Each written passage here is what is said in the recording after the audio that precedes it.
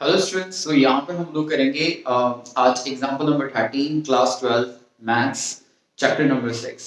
ठीक है, तो एग्जांपल 13 हमें क्या कहता है, find the interval in which the function f given by fx equals to sin x plus cos x and 0 to 2 pi, मतलब जो x की वैल्यू है वो हमें दे रखी है 0 से लेकर 2 pi तक, इज स्ट्रिक्टली इंक्रीजिंग और डिक्रीजिंग।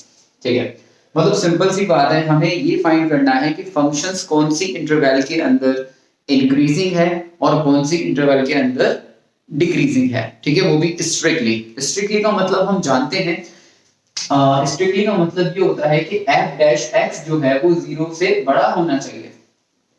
ठीक है, और हम जानते हैं कि अगर सिर्फ स्ट्रिक्टली वर्ड नहीं आता तो उसमें 0 के बराबर भी आता है। ठीक है, चलो हम स्टार्ट करते हैं इस क्वेश्चन को। तो हमें फंक्शन दे रखा है ये, तो सबसे पहले इसको नीचे बुलाएंगे, भैया तू आजा नीचे। ठीक है, उसके बाद देखेंगे। तो फंक्शन हमारे पास आ गया।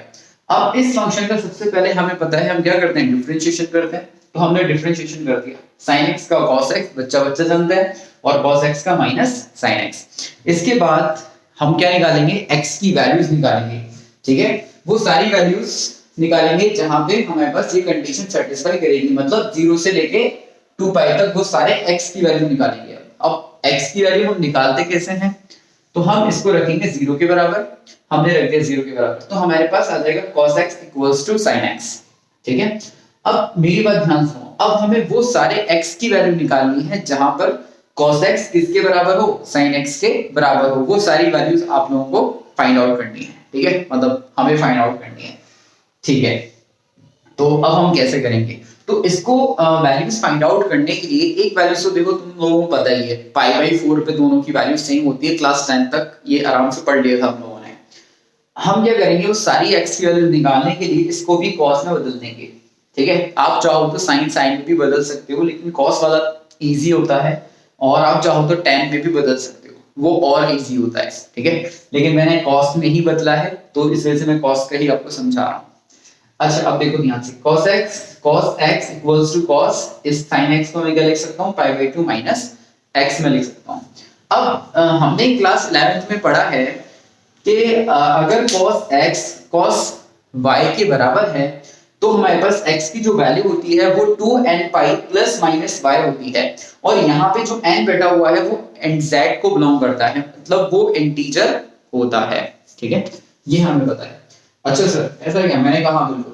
तो देखो आज के दिन हमारे पास जो x है वो तो ये है, और जो y है वो पूरा ये है। तो इसका मतलब क्या हो जाएगा, x इक्वल्स टू वही 2n पाई वही प्लस माइनस y, और y की जगह ये पूरा आ जाएगा। अब यहां से मेरे पास जाने के दो रास्ते हैं। ठीक है, एक पॉजिटिव साइन लेगा, एक नेगेटिव साइन। तो मैंने पॉजिटिव साइन को अलग कर लिया, नेगेटिव साइन को मैंने अलग ले लिया। ठीक है ना, हाँ। अब देखो पॉजिटिव साइन वाला जब ब्रैकेट में खोलूंगा तो वो पाई एज इट इज खुलेगा, जब नेगेटिव साइन वाला ब्रैकेट में खोलूंगा तो वो साइन बदल देगा, बदल देता है वो ना, बदल देगा। ठीक है, अब मेरी बात ध्यान से सुनो, यहाँ पर साइन बदल गए, तो यहाँ पे मेरे पास क्या होगा, x से x जो होगा वो कैंसिल हो जाएगा, x से x मेरा कैंसिल हो जाएगा, जैसा मतलब इजी है तो सबको आता है, x कैंसिल हो जाएगा। अगर x से x कैंसिल हो जाएगा तो x तो एग्जिस्ट नहीं करता, इसमें करता है, नहीं करता। और तुम्हें वैल्यू किसकी चाहिए, x की, और x यहाँ पे एग्जिस्ट नहीं करता।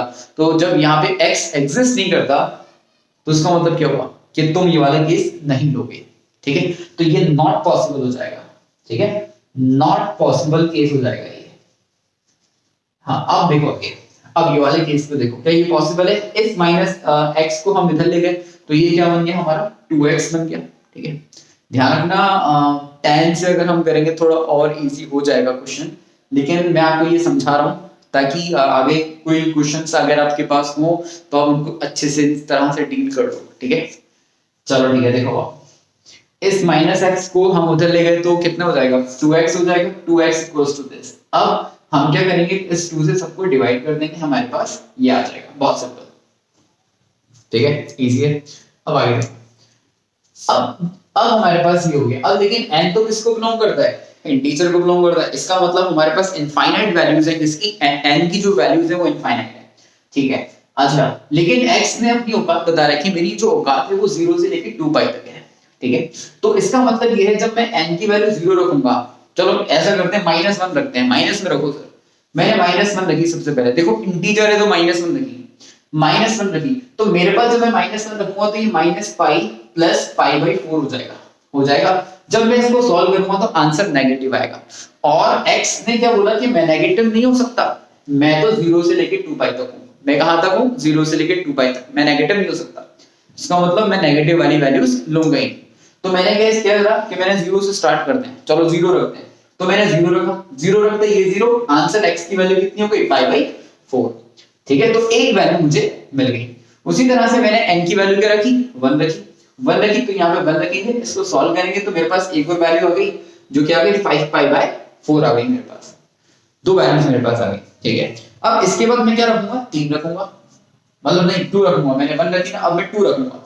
अब देखो जब मैं इस पे 2 रखूंगा, ध्यान से देखो, इसमें जब मैं 2 रखूंगा तो x की वैल्यू मेरे पास क्या हो जाएगी? 2 पाई प्लस पाई/4 हो जाएगी, और 2 पाई प्लस पाई/4 मतलब 2 पाई से ज्यादा हो गई वैल्यूज, और 2 पाई से ज्यादा हो नहीं सकती क्योंकि x का मतलब मैं 2 पाई तक हूं या 2 पाई से छोटा हूं।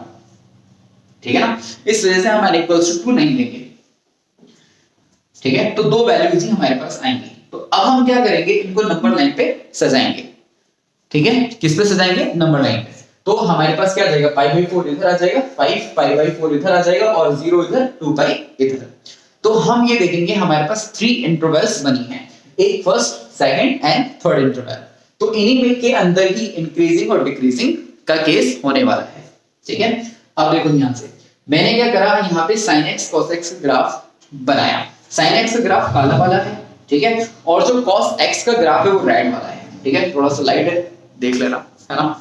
अच्छा ठीक है, देखो ध्यान से, अब हमें पता है कि जब x पाई/4 होगा, जब sin x cos x बराबर होंगे, और जब x 5 पाई/4 होगा तब भी sin x cos x बराबर होंगे। ठीक है, ये हमें पता है।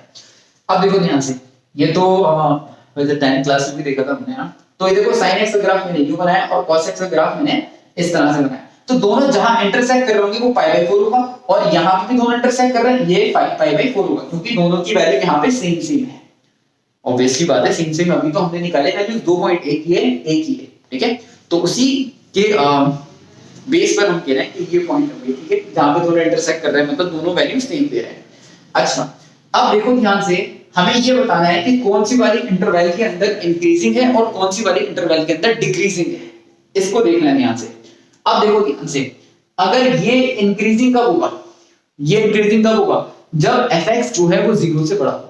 किससे बड़ा हो? 0 से बड़ा हो, स्ट्रिक्टली इंक्रीजिंग। ठीक है, अच्छा सर 0 से बड़ा हो, इसका मतलब ये है जब cos x sin x से बड़ा होगा, बहुत ध्यान से सुना, जब cos x sin x से बड़ा होगा तो ये वाला आंसर जो होगा वो पॉजिटिव होगा, होगा नहीं होगा? अब देखो ग्राफ को देखो, 0 से लेके पाई/4 तक, देखो 3 इंटरवल बनी, एक इंटरवल ये, एक इंटरवल ये, एक इंटरवल ये। तो तुम पहले 0 से लेके पाई/4 तक चेक करोगे, तो देखो 0 से लेके पाई/4 तक देखो कौन बड़ा, cos बड़ा कि sin बड़ा? देखो sin का ग्राफ छोटा है और cos का ग्राफ बड़ा है। रेड वाला cos का है, ब्लैक वाला sin का है। इसका मतलब कौन बड़ा है? sin बड़ा है, सॉरी cos बड़ा है और sin छोटा है। तो इसका मतलब 0 से लेके पाई/4 तक पॉजिटिव आएगा, मतलब f' जो होगा वो ग्रेटर देन 0 होगा। ठीक है, यहां तक बात समझ में आई, है ना? अच्छा ठीक है, अब आगे देखो, और इन दोनों के बीच में देखो, पाई/4 से लेके 5 पाई/4 तक देखो ये साइन का ग्राफ। अब साइन बड़ा हो गया और cos छोटा हो गया, साइन जो है वो बड़ा हो गया और cos छोटा हो गया। जब साइन बड़ा हो गया, cos छोटा हो गया, इसका मतलब साइन बड़ा, cos छोटा, तो इसका मतलब जब तुम इसको सॉल्व करोगे तो आंसर क्या आएगा? नेगेटिव आएगा। आंसर क्या आएगा? नेगेटिव आएगा। ठीक है ना? देखना, तुम खुद एक बार देखना, इसको ध्यान से देखना, तो तुम्हें पता चलेगा। बहुत सारी चीजें तुम्हें नोट भी करेंगी, तो तुम्हें पता चलेगा हाँ आंसर नेगेटिव आएगा। ठीक है, तो इसका मतलब जो sin x की वैल्यू बड़ी है, cos x की छोटी है, इसका मतलब ये नेगेटिव वैल्यू देगी, तो यहाँ पे नेगेटिव आ जाएगा। अब उसी तरह से 5 पाई/4 और 2 पाई से देखो, ये cos का ग्राफ ऊपर चढ़ गया और sin का नीचे ही ग्राफ है, इसका मतलब आंसर पॉजिटिव आएगा, क्योंकि cos बड़ा हो गया और sin छोटा हो गया। और वैसे मैं आप तुम्हें एक चीज और बता दूं थोड़ा सा, जब cos बड़ा हो गया sin छोटा हो गया, तो इसका मतलब हमारे पास क्या हो जाएगा? cos तो बड़ा हो गया और sin क्या हो गया? छोटा हो गया। जब cos बड़ा sin छोटा, तो आंसर क्या आएगा? पॉजिटिव आएगा। जब आंसर पॉजिटिव आएगा तो इस इंटरवल में पॉजिटिव हो जाएगा। तो जहां जहां पॉजिटिव है वहां पे हमारे पास क्या होगा? स्ट्रिक्टली इंक्रीजिंग हो जाएगा, और जहां नेगेटिव हो गया वहां पे क्या हो जाएगा? स्ट्रिक्टली डिक्रीजिंग हो जाएगा। तो स्ट्रिक्टली इंक्रीजिंग का हो जाएगा। जीरो इंक्लूड, अब यहाँ पे क्वेश्चन ही आता है सर आपने जीरो इंक्लूड क्यों करा, ठीक है देखो जीरो इंक्लूड क्यों करा, अपन वैल्यू पुट करके देखते हैं। यहाँ पे जब मैं जीरो रखूंगा cos जीरो की वैल्यू होती है 1 और sin जीरो की वैल्यू होती है 0। इसका मतलब जब मैंने जीरो रखा तो इसकी जो वैल्यू है वो जीरो से बड़ी आ रही है, जीरो नहीं आ रही, जीरो से बड़ी आ रही है, इस वजह से मैंने जीरो को इंक्लूड करा।